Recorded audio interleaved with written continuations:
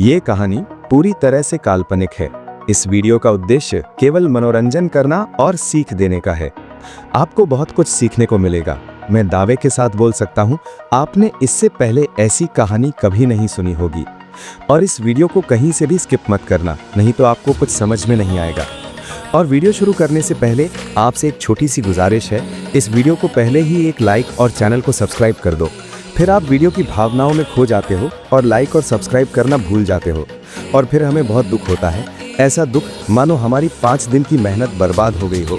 इसलिए लाइक और सब्सक्राइब कर दिया करो और कमेंट करके ज़रूर बताना आप ये वीडियो कहाँ से देख रहे हैं।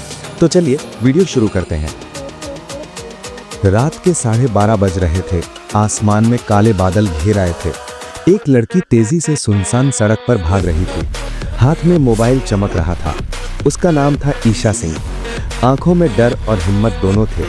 पीछे से किसी की परछाई लगातार उसका पीछा कर रही थी। वो रुकी, मुड़ी, पर वहां बस हवा की सीटी सुनाई दी। ईशा ने कांपते हाथों से फोन कान पर लगाया और बोली, हेलो सर, मैं ईशा बोल रही हूँ। कुछ लोग मेरा पीछा कर रहे हैं। लेकिन दूसरी तरफ से सिर्फ सन्नाटा मिला। कॉल अचानक कट गई। उसके होंठ कांप उठे। उसने मोबाइल फिर से चेक किया, नो नेटवर्क। उसने चारों तरफ देखा। सड़क पर बस टूटी लाइट सिमटिमा रही थी।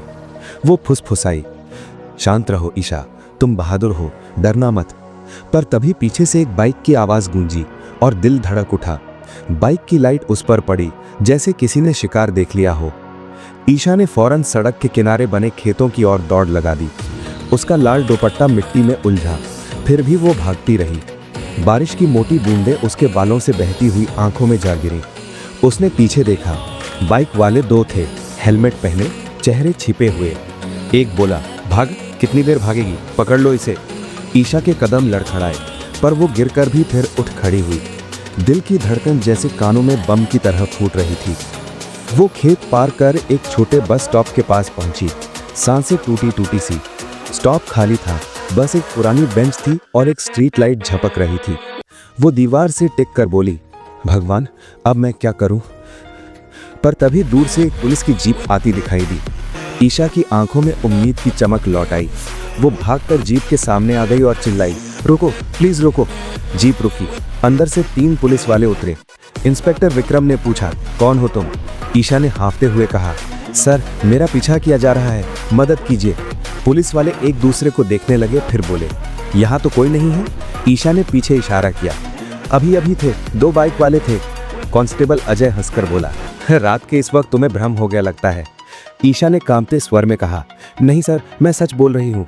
तभी एक दूसरा सिपाही कांस्टेबल बलराज बोला, ठीक है, पहले पानी पी लो। उसने बोतल आगे बढ़ाई। ईशा ने एक घूंट पिया और धीरे से बैठ गई।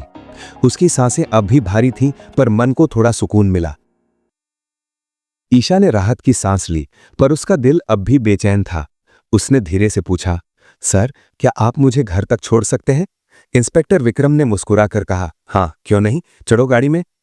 ईशा जीप में बैठी। बारिश अब और तेज हो गई थी। सड़क पर लाइटों की परछाई ऐसे नाच रही थी जैसे कोई छिपी सच्चाई हो। ईशा ने भवें सिकोड़ ली। उसने कहा, सर, ये रास्ता तो मेरे घर की तरफ नहीं जाता। इंस्पेक्टर बोला, शहर में ट्रैफिक है, ये शॉर्टकट है, चिंता मत करो। ईशा को कुछ अजीब लगा। उसने शीशे में पीछे देखा। दोनों सिपाही कांस्टेबल अजय और बलराज हंस रहे थे। कांस्टेबल अजय बोला, सर, आज तो किस्मत चमक गई, ऐसी रात बार बार नहीं आती। ईशा के चेहरे से रंग उड़ गया। उसका दिल जोर जोर से धड़कने लगा। उसने धीरे से जीप का दरवाजा पकड़ा, पर लॉक लगा था। इंस्पेक्टर ने रियर मिरर में देखा और मुस्कुराया, डर क्यों रही हो? ईशा ने कुछ नहीं कहा, बस बाहर अंधेरे में झांकती रही। बारिश अब तूफान में बदल चुकी थी। हवा में सनसनाहट थी। जीप अचानक एक मोड़ पर रुकी। चारों तरफ बस घना जंगल था। इंस्पेक्टर विक्रम ने इंजन बंद किया और बोला, यहां थोड़ा आराम कर लेते हैं। ईशा बोली, नहीं सर, मुझे घर पहुंचना है, देर हो रही है। पर सिपाही कांस्टेबल बलराज आगे बढ़ा, बोला, इतनी जल्दी क्या है, थोड़ा बातें कर लो। ईशा ने एक कदम पीछे हटाया। उसकी आंखों में अब डर साफ था। वो चिल्लाई, क्या कर रहे हैं आप लोग? मैं मीडिया रिपोर्टर हूं। इंस्पेक्टर हंसा, अरे वाह, तो अब हमें सिखाओगे कि कानून क्या होता है। उसने जीप का दरवाजा खोला, पर बाहर अंधेरा और कीचड़ फैला था। ईशा ने मौका देखकर बाहर छलांग लगाई और जंगल की तरफ भाग पड़ी। बारिश में मिट्टी फिसल रही थी। उसके कपड़े भीग चुके थे, पर वो रुकी नहीं। पीछे से इंस्पेक्टर विक्रम की आवाज आई, पकड़ो ऐसे, भागने मत देना। तीनों टॉर्च लेकर दौड़ पड़े, पर ईशा पेड़ों के बीच गायब हो गई। एक बिजली कड़की आसमान चमका और उसी रोशनी में ईशा देखी। वो एक पेड़ के पीछे छिपकर मोबाइल निकाल रही थी। नेटवर्क आ गया था। उसने कांपते हुए नंबर डायल किया। Hello, SP Verma sir, Isha बोल रही हूं। लेकिन तभी पीछे से किसी ने उसके कंधे पर हाथ रखा। वो चीख पड़ी। मोबाइल नीचे गिर गया। स्क्रीन में सिर्फ कॉलिंग चमक रहा था। कंधे पर रखा हाथ जोर से कस गया और पीछे से वही आवाज आई, इतनी दूर भागकर क्या सोचती थी, हम नहीं ढूंढ पाएंगे? ईशा ने आंखें बंद की और बारिश में उसकी सांसें थमने लगीं। बारिश थमने का नाम नहीं ले रही थी। हवा में डर की गंध थी। जंगल के बीच टॉर्च की रोशनी बार बार चमककर अंधेरे को तोड़ रही थी। ईशा की सांसें तेज थीं, लेकिन उसके चेहरे पर अब डर नहीं था। उसकी आंखों में गुस्सा था, जैसे किसी ने उसके भीतर की आग जगा दी हो।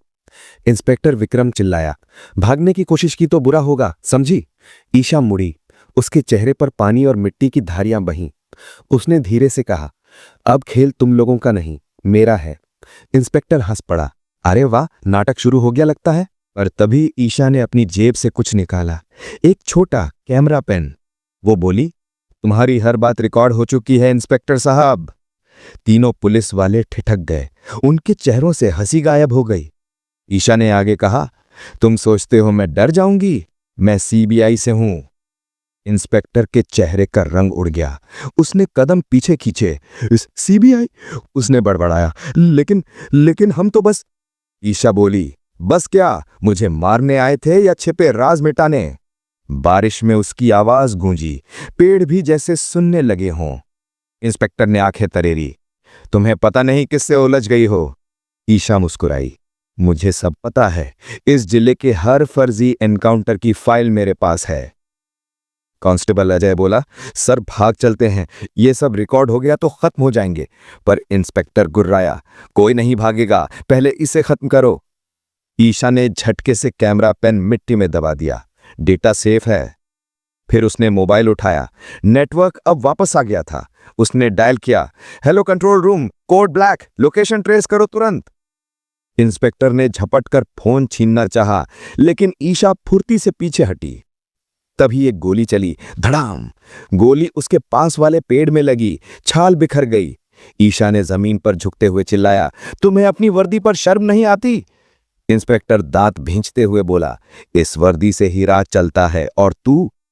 वो आगे बढ़ा, लेकिन तभी दूर से सायरन की आवाज गूंजी। कांस्टेबल बलराज घबराया, सर पुलिस की जीपें आ रही हैं, अब क्या करें? इंस्पेक्टर चिल्लाया, शांत रहो, वो हमारे लोग हैं। ईशा बोली, गलती वहीं कर दी तुमने। ये कॉल कंट्रोल रूम नहीं, मीडिया हेडक्वार्टर को गया है। इंस्पेक्टर के चेहरे पर पसीना और बारिश का फर्क मिट गया। क्या कहा तुमने? उसने दबी आवाज में पूछा। ईशा ने धीरे से कहा, कल सुबह 8 बजे तुम्हारी हर करतूत न्यूज हेडलाइन बनेगी। IPS Isha Singh, undercover CBI officer, अपराधियों के बीच 3 महीने की गुप्त जांच। कांस्टेबल अजय ने हकला कर कहा, आईपीएस? ये तो। इंस्पेक्टर ने पीछे हटते हुए बंदूक उठाई। बोला, मर जाएगी तो राज खत्म। पर उसी वक्त पेड़ों के बीच से सर्च लाइट चमकी। हाथ ऊपर करो। एसटीएफ चारों तरफ हथियार बंद जवानों ने जंगल घेर लिया। इंस्पेक्टर के चेहरे पर झटका था। उसने बंदूक नीचे गिरा दी। ईशा थकी सांसों में बोली, अब वक्त है न्याय का। एक अधिकारी दौड़ता हुआ उसके पास आया। मैडम, सब कुछ कैमरे में रिकॉर्ड हो गया। ईशा ने हल्की मुस्कान दी। अब देश देखेगा कैसे सिस्टम खुद को साफ करता है। जवानों ने इंस्पेक्टर और दोनों सिपाहियों को हथकड़ी लगा दी। ईशा ने आसमान की तरफ देखा। बादल अब छटने लगे थे। बारिश की आखिरी बूंद उसके गाल पर गिरी और मिट्टी में समा गई। वो बुदबुदाई, मां, तुम्हारा बदला पूरा हुआ। उसकी आंखों में दर्द और जीत दोनों एक साथ चमक उठे। कांस्टेबल बोला, मैडम, ये ऑपरेशन तो पूरा हो गया। ईशा ने धीरे से कहा, नहीं, अब एक फाइल बाकी है। इस पूरे गैंग के पीछे जो नाम है वो कोई आम ऑफिसर नहीं। ऑफिसर ने पूछा, कौन मैडम? ईशा ने ठंडी सांस ली। डीजी कैलाश राणा साहब, वही जो मुझे अपनी बेटी कहते थे। चारों तरफ सन्नाटा छा गया। सिर्फ दूर बिजली चमकी। ईशा की आंखें फिर कठोर हो गई।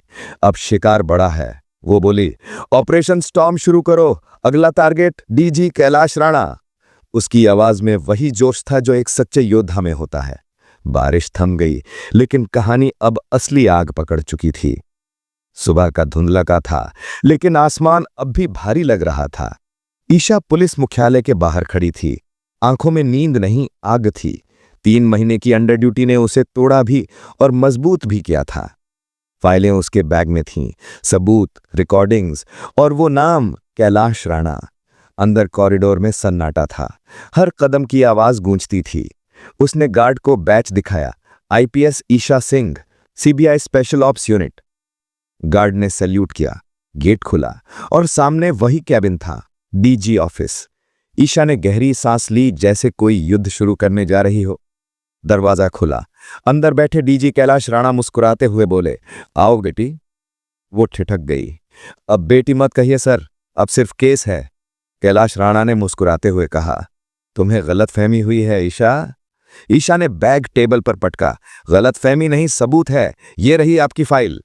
टेबल पर गिरी फोटो, फर्जी एनकाउंटर, पैसों की डील और हत्या की रिकॉर्डिंग। कैलाश राणा की मुस्कान धीरे धीरे ठंडी पड़ने लगी। वो बोला, तुम नहीं समझती, ये सब सिस्टम का हिस्सा है। ईशा गर्जी, सिस्टम नहीं, आपके जैसे लोगों की गंदगी का हिस्सा है। उसने कैमरा पेन निकाला। कल रात के रिकॉर्डिंग में आपका नाम साफ सुना गया है। डीजी बोला, तुम सोचती हो एक रिकॉर्डिंग से मुझे गिरा दोगी। वो उठकर पास आया। आंखों में खतरनाक शांति थी। तुम भूल गई ईशा, मैंने ही तुम्हें भर्ती कराया था। ईशा ने तीखे स्वर में कहा, और अब मैं ही आपका सच उजागर करूंगी। डीजी हंसा, मेरे पास ऐसे पूरा 12 रिकॉर्ड है जहां तुमने मेरे साथ काम किया था। उसने एक फाइल निकाली। ये देखो, तुम्हारी सिग्नेचर वाली रिपोर्ट्स। ईशा ने देखा वही फाइलें जिन पर उसने कभी भरोसा किया था। ये फेक है। ईशा चिल्लाई, तुमने सब मैनिपुलेट किया है। डीजी बोला, कानून में सच वही होता है जो साबित हो जाए। ईशा के चेहरे पर गुस्सा और बेबसी दोनों उतर आए। वो बोली, अगर सिस्टम गंदा है तो मैं इसे जलाकर नया बनाऊंगी। उसने वॉकी टॉकी पर कहा, टीम अंदर आओ। दरवाजा खुला, पर अंदर एसटीएफ नहीं, डीजी के अपने आदमी दाखिल हुए। उनके हाथों में हथियार थे। मैडम, सर ने ऑर्डर दिया है। ईशा ने पीछे हटते हुए कहा, तो ये है आपका न्याय? डीजी बोला, न्याय नहीं, सर्वाइवल। जो टिका वही सही। ईशा ने गन निकाली। अब फैसला फाइल नहीं, गोलियां करेंगी। 3 सेकंड का सन्नाटा, फिर गोली चली। थाएं, कांच टूटा। टेबल पर खून की बूंदें बिखर गईं। ईशा का कंधा छूते हुए गोली दीवार में धंस गई। उसने जवाबी फायर किया। डीजी की बांह छिल गई। कमरा धुएं से और चीखों से भर गया। तभी दरवाजा तोड़ते हुए एसटीएफ की टीम अंदर घुसी। हथियार नीचे रखो। सायरन और कमांड्स गूंजे। डीजी कैलाश राणा गिर पड़ा। उसके हाथ में अब भी बंदूक थी। ईशा लहूलुहान थी, पर खड़ी रही। सब कुछ रिकॉर्ड हो गया है सर। डीजी हाँफते हुए बोला, तुम जीत गई, पर सिस्टम कभी नहीं बदलेगा। ईशा ने ठंडी नजरों से कहा, सिस्टम नहीं, इंसान बदलते हैं। वो पीछे हटी और धीरे से बैठ गई। Mission complete. एसटीएफ ऑफिसर उसके पास दौड़ा। मैडम, आप ठीक हैं? वो मुस्कुराई। हाँ, अब शायद पहली बार सच बोलने का वक्त है। उसकी आंखें बंद हो गईं, पर चेहरे पर सुकून था। अगले दिन सुबह की हेडलाइन थी, डीजी कैलाश राणा गिरफ्तार। आईपीएस ईशा सिंह ने उजागर किया 300 करोड़ का भ्रष्टाचार। भीड़ टीवी देख रही थी। बारिश के बाद सूरज की किरणें शहर पर पड़ी। ईशा अस्पताल के बेड पर थी। हाथों में ड्रिप लगी, पर आंखों में चमक थी। उसने धीमे से कहा, बारिश थम गई, अब नया सवेरा शुरू।